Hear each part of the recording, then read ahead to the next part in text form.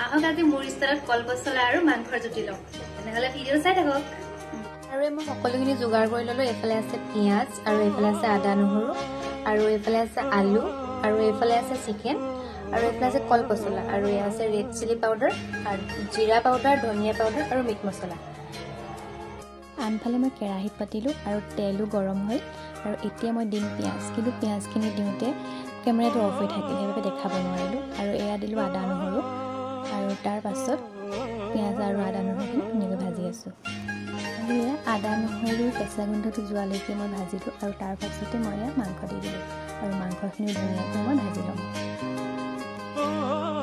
মাংসখিনি ভজাৰ পাছতে মই এয়া আলু দি দিলোঁ আৰু আলুখিনি সৈতে ধুনীয়াকৈ ভাজি ল'ম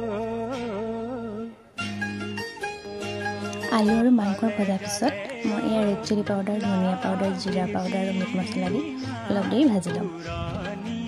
আৰু এতিয়া দিছোঁ মই কলপচলা আৰু কলপচলা সিজোঁতে বেছি দেৰি নালাগে সেইবাবে একদম লাষ্টত দিছোঁ আৰু এয়া ধুনীয়াকৈ লৰাই ল'ম আৰু ভাজি থাকিম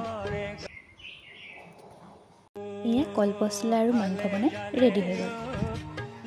আৰু এয়া প্ৰথম খাবলৈ দেউতাকে দিলে দেউতাই পিছে খাই ভাল পালে আপোনালোকেও বনাই চাবচোন দেই